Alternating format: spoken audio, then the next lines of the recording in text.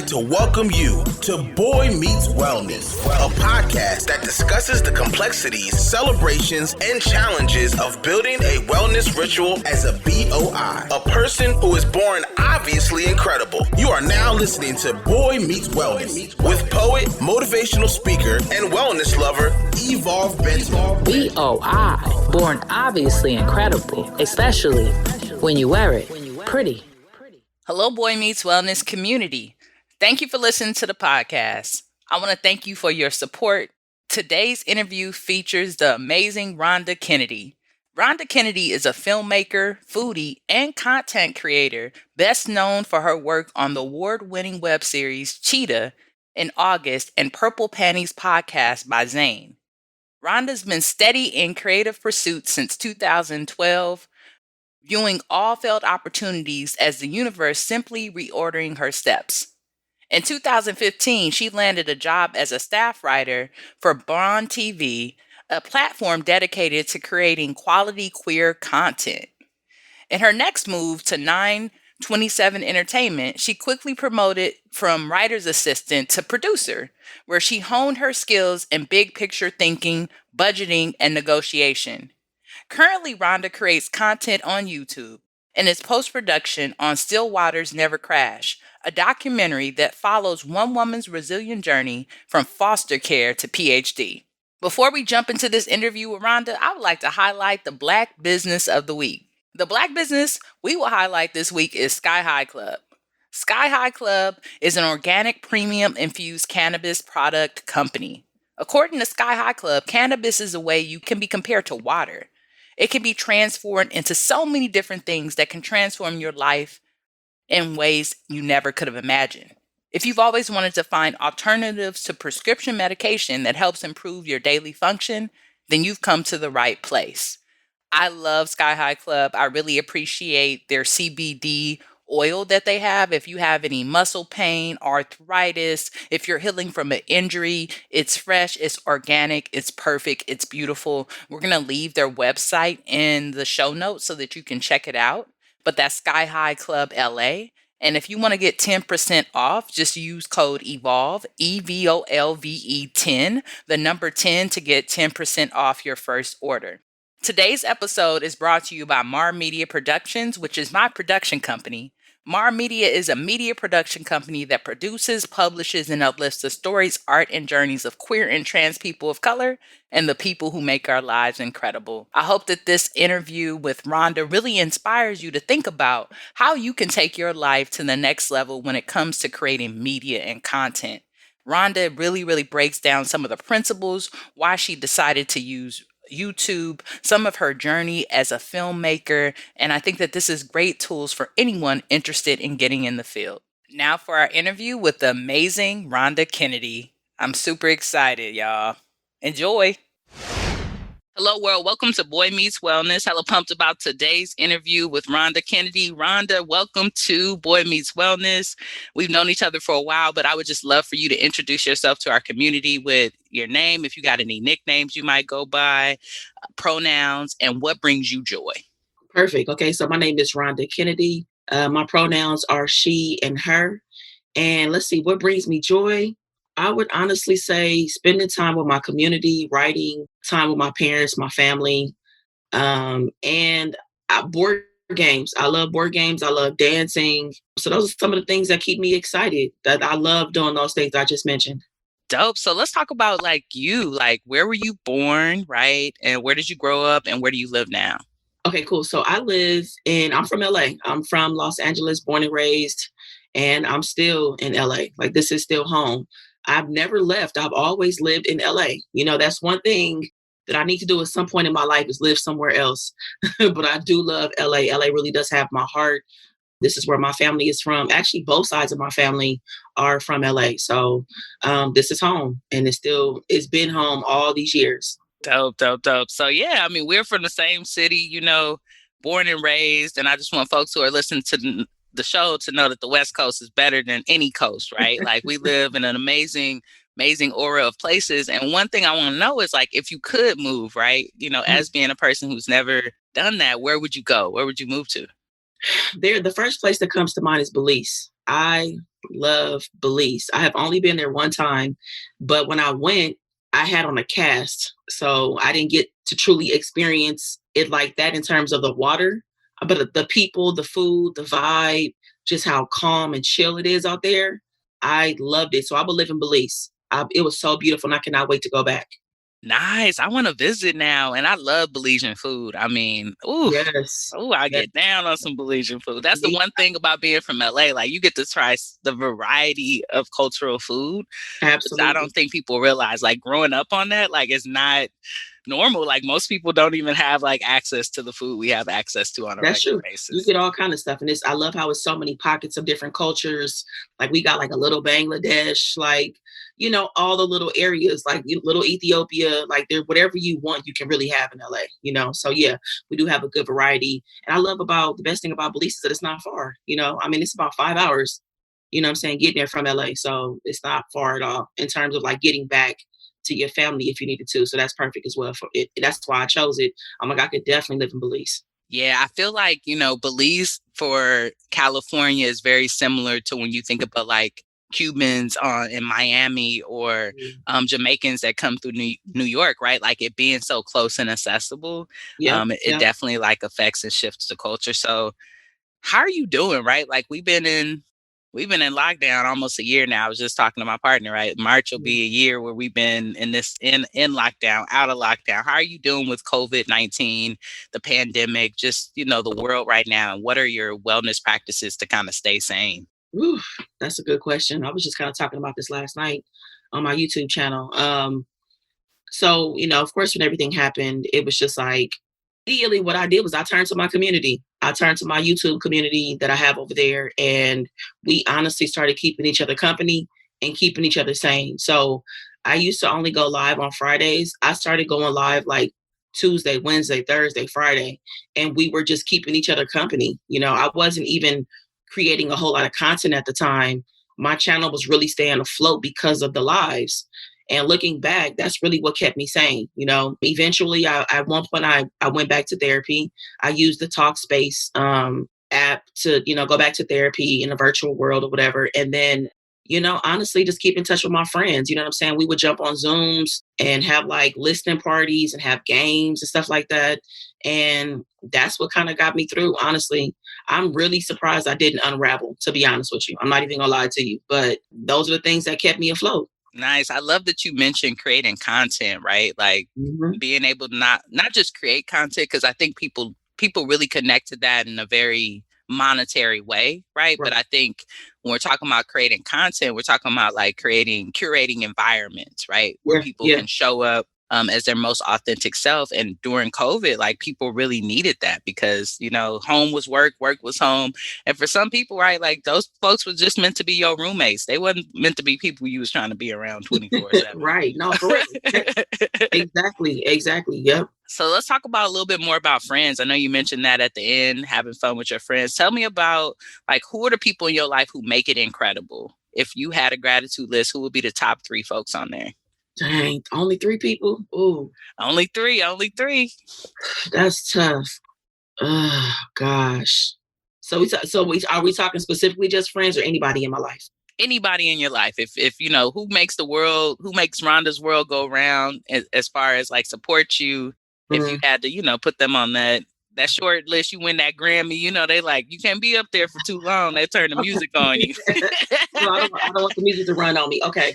So I'm gonna start off with now let me ask you this. Can I combine my parents as one person? No? I mean, they Okay. combined it, you and made one person. I think we could go for it. Let's just That's true. Okay, cool, put cool, cool. parents on one list. I'm gonna combine my parents on one list because I've always been close to my parents, but right before everything happened, I was going through a breakup, and my life had shifted significantly before COVID. So at the end of 2019, and my life shifted, things changed. So I moved back home, and of course, I wasn't expecting to be here this long, but everything happened. So I would say my parents because my parents are, I realized that I've never lived a single day of my life without love. And my parents are a big part of that. They are the reason that I have lived every single day of my 40 years loved, so I definitely have my parents on that list. My partner is on that list. Our relationship is fairly new, but we had to have known each other in another lifetime. Had to have. When you think about the type of relationship and companionship and the support and love that you need from a partner and how important it is for that, how that relationship can really tap into, it can make, like, you can be really good at what you do, but how having the right partner can make you really great. Ashe, yes, yes. Yeah, so I have that now. So I would definitely say my partner, and then I'm gonna have to go ahead and say my friend Candy. And any of my friends listening out there, y'all, do not take that personal. Like, yeah, it's hard. Trust me, 3 people, that's hard. I'm gonna go with my friend Candy because every time me and Candy get on the phone, I always leave so full. Like, it's literally, we don't talk on the phone every day, but when we do, it's always right on time. Like, we always get exactly what we need from each other every time we talk. It's always both ways. And we've been friends, for over 10 years now. We've traveled the world together. And just the things that we're able to do, the fact that I could take her anywhere, I could call about anything, and just her excitement. We have so much enthusiasm and excitement for each other when we talk. And, I have increased creativity, faith, understanding, patience. Like, so many areas of my life are increased because of my friend Candy. So I would definitely go with her. In terms of my third person. Nice. You got a solid team, right? Like, you have a solid team of amazing people. And, I really love what you said about that partnership, because I think that especially for the LGBTQ young people who are listening to this and looking for love, right? It's really important that we think beyond just like what we feel, right? We think about like how we can elevate each other and how that person elevates us, right? And that's what you really brought into that aspect of, I could be good, but this person makes me great. Like, oh, I need to put that on a t-shirt because I felt it in my spirit. It's real. It's real. When you finally have it, like, it really can take you to the next level, in your life. So yeah, for sure. So let's talk about this YouTube and filmmaking, right? Like, that's how I met you. Thank you so much for coming through, like, to the Black Film Fest, showing your work, right? And then I know you did this amazing film with Doc Miller. Like, you're just out here, like, creating, I don't know, visibility, but also different ways of telling stories, which I really appreciate about you. So how did you get into filmmaking? And then how did we get over to YouTube? Like, because, some filmmakers do YouTube, some of them don't, right? But I feel like it's a great pairing. I don't know why more don't do it. Yeah. But yeah, how did you get there? Tell us about the journey. Of course, absolutely. So filmmaking. So when I was younger, like, I was always like creative, just like, I think just as an Aquarius, I was just naturally a creative person, but I never knew like how to like narrow it down on what I wanted to focus on. And then when I was younger, I was a really big fan of Eddie Murphy. Just his films and the way that his movies made me feel like, okay, you know what? I want to screenwrite. I want to write. And I want to create projects that, like, I want to make people feel something. So I was like, all right, cool, I'm gonna be a writer. But then as, life went on, I went to college, graduated, wasn't doing anything with the writing like that, But then eventually I was like, again, revisiting being a screenwriter. So I started like reading books, learning like the formatting and stuff like that of like screenwriting. And eventually I ended up connecting with somebody on Twitter, this guy who owned a production company, kind of got my feet wet. Then it got sour, things kind of fell apart. So I'm continuing on. So at this point, I'm gonna say I'm like at this point, maybe in my early 30s, like I really wasn't focusing on filmmaking at all in my 20s at all, even though it was in the back of my mind. Then that kind of fell apart. Some other things kind of came up. Then I kind of got discouraged about filmmaking and writing and screenwriting and stuff because I didn't have friends who were, in film. So I'm like, well, I don't have any connections. I don't have a network. Like, how do you start? And then I ended up, I was a really big fan of this platform called I cannot even think of the doggone name, but it's a platform on YouTube. And I was a really big fan of like the work that they were creating. So I'm sorry, it's called Black and Sexy. There it is. Couldn't think of it. It came through. Because I haven't been on that platform in so long, but it was a platform called Black and Sexy, and they were creating web series. So this is like in the early, I don't know, like around 2008, 2009-ish, like around that time. And I just fell in love with what it was. Cause I'm like, whoa, a web series? What's that? Like, that was so new. It was a brand new world. And I was following along with that. And then eventually at one point, I really fell in love with one particular person. Her name was Janine Daniels, and she was one of the creators of Black and Sexy. And, I followed her work, followed along. I was very inspired. And eventually their work made me feel like I can create my own web series. So I made my own web series in 2012. I did a pilot, I hired a director, raised money, did all this stuff. My parents financed it for me. and it didn't really go anywhere. It stalled out. It didn't go anywhere. It just kind of, I made it. It was beautiful, but it didn't go anywhere. And again, I was kind of back to square one, discouraged, didn't really know what to do. Still didn't have relationships like that. Then eventually, I saw Janine on a live, and she was giving somebody her email address for something else. So I saw it as an opportunity for me to actually email her. So I went ahead and emailed her and told her I wanted to help on her projects. And it took her a little bit of time to get back to me, but I was very hopeful. And she gave me a chance in 2015, where she was like, all right, cool. I'll bring you on as a writer's assistant. You know what I'm saying? Like, I can't pay you. I can't do this. And I'm like, no problem. I'm going to show up. I just want to learn. So Janine took me under her wing for about 3 years. And we went hard. Like, it was projects left and right. So I learned, I started off as a writer. She eventually approached me and was like, Rhonda, you know what? You really have a producer brain. You should be a producer. And she showed me how to produce. I learned how to do, I learned more about directing, all of that. You know what I'm saying? So I learned about music supervision. I learned a ton of skills under her wing. So I took that, and eventually that is how I was empowered to make Medicated Dawn, my first short film, because of the things that I learned with Janine. So it was essentially like me being in like film school with Janine. For that mentorship you got. That's powerful. Yeah. So she gave me those hands-on, that everything that I needed, any question I had, she gave me just stuff that I didn't think I could handle. She was like, Rhonda, I've seen you. I know you can do it. Here's how you do it. Go do it. You know what I mean? And that's how I just picked up my skills and kept on developing it.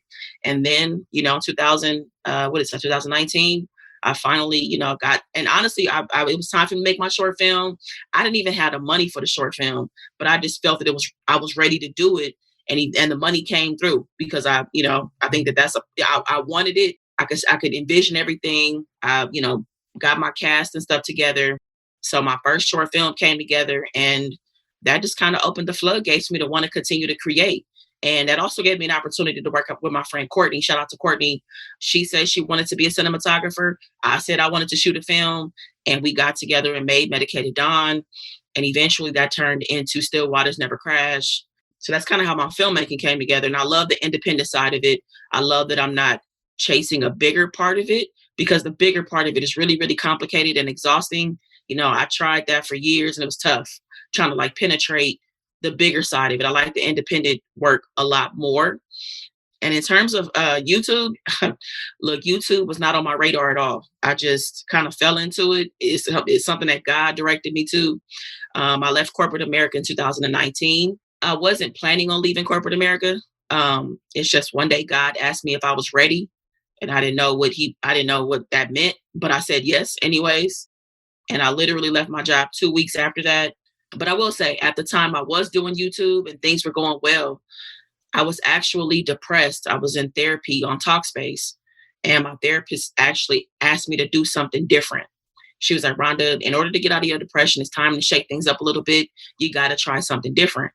So at the time, my cousins, shout out to Steph and Tasha, they were doing mukbangs on YouTube, like doing eating videos, eating in front of their audience and talking and doing challenges and stuff. And I had fun. I used to go on their channel, when I would go hang out and spend the weekend with them. So I was like, well, you know what? My cousins is doing it.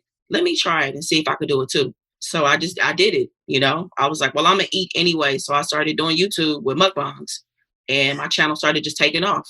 So that's what the mukbang is eating. Can you explain it to our audience and to me? Like, what, what is this thing? Because I be seeing you on your Instagram. I'm like, okay, yeah. Rhonda eating some bomb food again.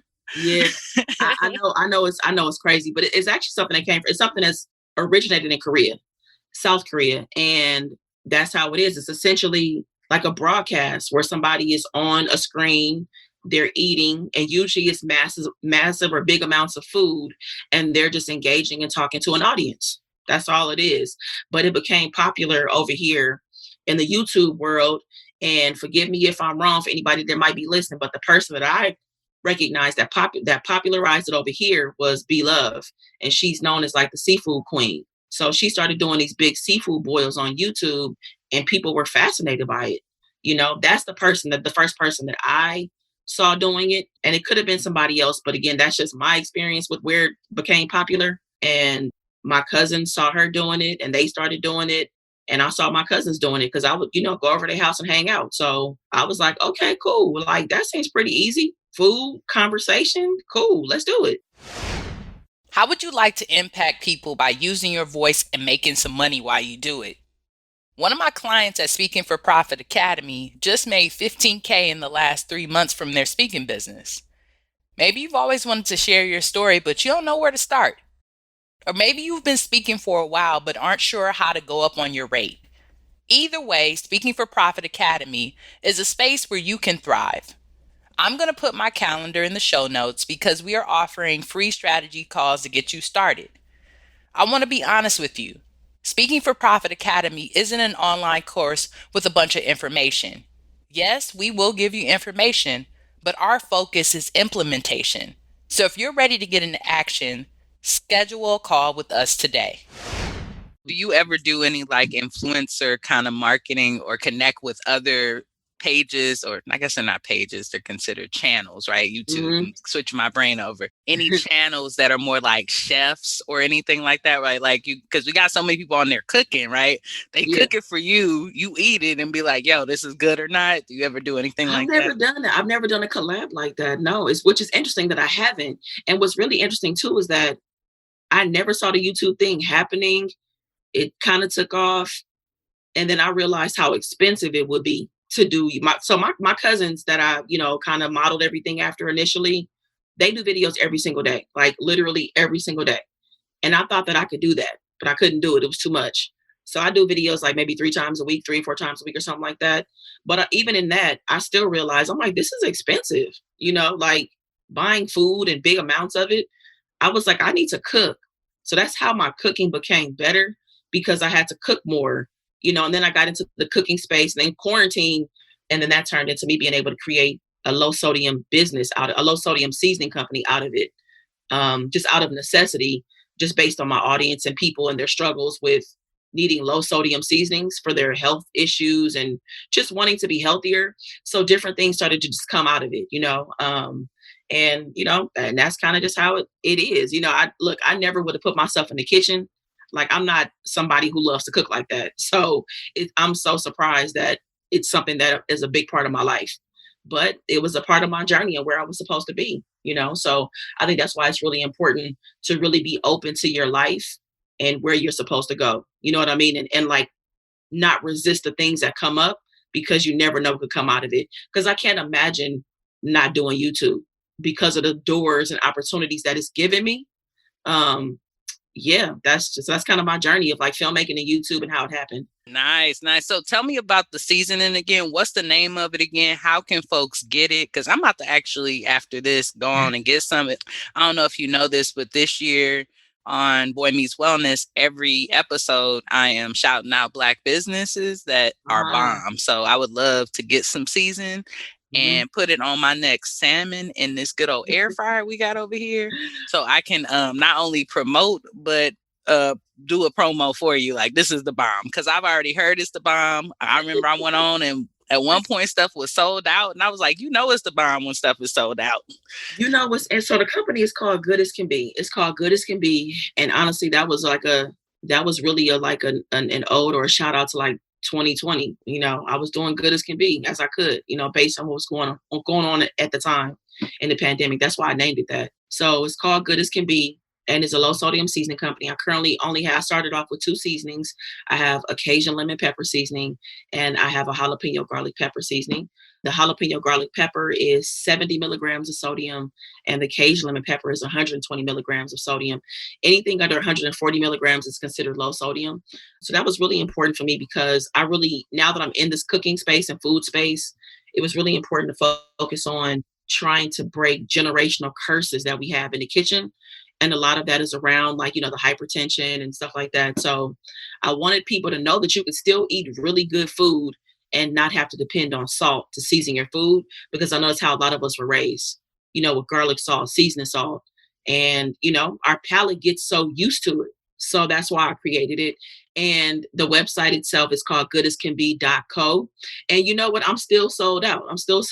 I am waiting for my manufacturer. I'm going to have a drop coming in the beginning of March. So that's what I'm waiting for right now. All right, Rhonda. Well, can I get on the VIP list? Because I know there's a wait list, some kind of list. Put me on there, because when it drops, I need to get it. and I need to try it. So that's Absolutely. and I'm so appreciative of that, like, forward thinking that you continue to have, right? As an entrepreneur, right? Like, you're like, okay, I can go into these lanes, but how do I make it sustainable for myself, right? I can go into Yeah. filmmaking, cool, but I need to be independent, right? I can go into Yeah. YouTube, great. I can't make videos every day. That's expensive, right? I need to get in the kitchen. Oh, I got in the kitchen. Oh, this too much salt. I ain't trying to have hypertension. Let me adjust, right? So I Yeah. think what you're showing, right, like, is your ability to constantly assimilate to make your business better, but also make your life better, which is Yeah. like hella powerful. Yeah. It's true. And it's just like, I think more than anything, like, first, I've never been this like aligned and balanced in my life. And it's like, I never even really, what you just said is a perfect way to describe it. But it's like, I just felt like I was just going with the flow and doing what I was being led to do, if that makes sense. Like it, and essentially all these problems come up. And as a creative, it's very, you really want to jump in and try to find a solution, But like you said, those things end up being able to help yourself and help others in the middle of all of that, which is a beautiful thing when you look back, but this is a great space. I'm in such a good place creatively. So it feels really good to be on this side because I haven't been here in so long. So let's talk about advice. What advice would you give to folks who are thinking about entering entrepreneurship, especially as people who want to create content, filmmakers, writers, poets, right? Because I could see all of these type of people on YouTube or connecting with content. Yeah. What advice would you give them? What are some of the cons and pros to doing this work? Mm. A lot of the pros are the one thing I love about one of the best things about the YouTube world is that your content could potentially your content can have a second, third, and fourth life. You may put it out and it may not go where you want it to go, but then your content may circle back around a year later and take off and get 500,000 views. So I love that the shelf life of it extends beyond like that first day or two. Whereas like on an Instagram platform, that comes and goes very quickly, in my opinion. I think more than anything, as an entrepreneur and a creative, if you want to get into this whole thing, the best piece of advice I could give you is to not worry about the outcome. Because if you worry about the outcome will keep you from creating because you're never going to be satisfied with the views. You're never going to be satisfied with who's consuming your content. That's what I think. And I'll tell you, because your views, no matter what, on any platform, are never going to be the same. It's always going to fluctuate. And the best thing that I could say is just really enjoy what you do. Because I think it shows up when you're just trying to jump on fads and trends and stuff like that. People can tell when you're not enjoying what you're doing. I think that's really important when you're creating. And one of the best things I did for myself was build a community. Like I have a group of people that show up for me in any capacity. I'm going to be somebody who may wear 6 or 7 hats, but the community that I've built, I know will support me in those different endeavors that I decide to do. And that feels good to be able to have that community to depend on and share your work and stuff with, but also too, more than anything, building a community and an audience that I'm really connected to just really helps me. I don't know, it's just a fulfilling part of the entrepreneurial part of it, and honestly, it helps you get, like, if you ever have stuff that you need to test out, I could test stuff with them real time and get real true feedback, which is very helpful when you're trying to do certain things, so that's kind of some of the advice, honestly, that I would give to an entrepreneur, and just take the breaks that you need, because I don't subscribe to the whole that I have to post every day thing. I know everybody says you're supposed to post every day. I don't. I think it's really about finding what works for you, because we're all so different in what we're creating. You know what I'm saying? Like, everyday posting may work really well for somebody else, but then it may not work so well for someone else.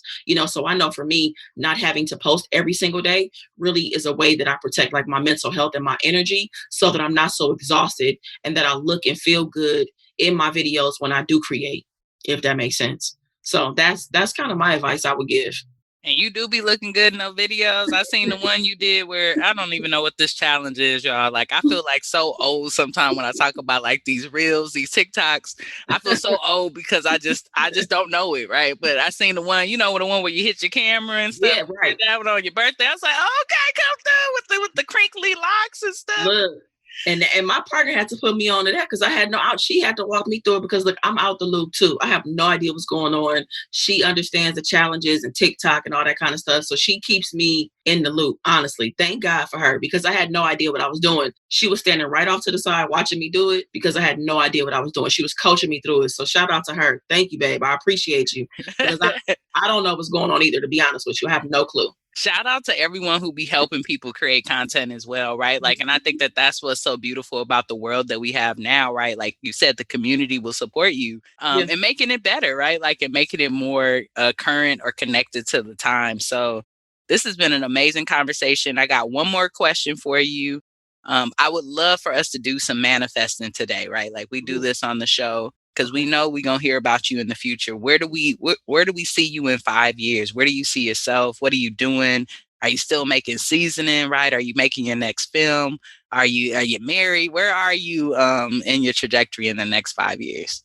If I'm being honest, I will be an Oscar-winning filmmaker who is retired in 5 years. That's what I'll be doing, to be honest with you. Like, and I say that from a place of like, I really just, I mean, I want a family. So I will be married. I will have at least 2 or 3 children in 5 years. And I really want to be available to my children. So a lot of my work at the time, when I say retired, I mean like, yeah, I probably will take on projects, maybe a couple throughout the year, but it's stuff that I want to do and not stuff that I have to do. You know, and I really just want to be a full-time mom. I'm not even gonna lie to you. That's how I see my life at like 45, 46. My kids will still be pretty young and I just want to be available to my kids. That's it. I'm gonna be honest. That's where I see my life going. And of course, like I'm still gonna work and because I'll still be young, but I just don't want to have to continually do things. And obviously I'll have things that are still working in terms of like passive income. But in terms of me being present and stuff, I would love to be completely retired in 5 years. I'm not even gonna lie to you. That's what I see for myself. But I will have done a couple of films at that point and done some mentoring. I would like to have a streaming service that's running itself and maybe has been sold by that point, acquired, by some bigger entity. And, have written a couple of books. Like I would like to write maybe 3 books, but I see all of that happening within like the next 5 years. That's nice. Yes. I could see you definitely being at home, directed from home almost like, yep, y'all going to handle the business. I'm over here with the kids, right? Like get the streaming service going, delegating those responsibilities. Yeah. And I cannot wait to see that amazing future. So how can folks support you? What projects are you working on right now? What would you like folks to know? That's a good question. So one thing that some of the things I'm working on right now in terms of support. So we have the project Still Waters Never Crash with Doc Miller, based on her journey from foster care to Ph.D. And we're still in post-production. So if anybody, wants to check out the project or donate to the project, because if anybody knows anything about film, it's always something to pay for. There's always expenses, especially we're in post-production right now, but it's just a lot of moving parts, trying to get everything together, the music and all that kind of stuff too, So if you want to check that out, it's Still Waters Never Crash. And we are on Instagram and the link in our bio, you can click on there and there are different ways. If you would like to look at the project, there's a trailer on the Instagram page as well, but you can also donate to the project if you'd like to in that capacity. Support for my seasoning company. Like I said, I'll have a re-up at the beginning of March. So that is goodascanbe.co on Instagram, and goodascanbe.co is the website. So, get you some seasonings, change things up in the kitchen a little bit. And besides that, also so just coming through to my YouTube channel, the support. I love people just coming through and connecting and meeting different people and all of that. I love adding people and people being a part of my good people. That's what I call my community over in YouTube land. Always come through the YouTube at Rhonda's Red Sauce, where you'll get a chance to see me, cook, do a lot of story times. I do a lot of fiction story times over there. So, just come through and support me in those different ways. Those are some of the biggest things that I have going right now. Popping. Yes, please, y'all support Rhonda's work. Get out there, get that seasoning, donate to the films, get on the YouTube, and we will be sure to put this all in the show notes so it makes it really easy and accessible for y'all to click over to those links, support the work, and continue this good work going, right? Like, I love that you call them the good people. I think that that's hella dope and hella beautiful. Absolutely. This is Rhonda Kennedy, and I was born obviously incredible. Thanks for listening to Boy Meets Wellness. Stay connected on and off the show by following us online at Boy Meets Wellness. That's boy with an I. Until next time, go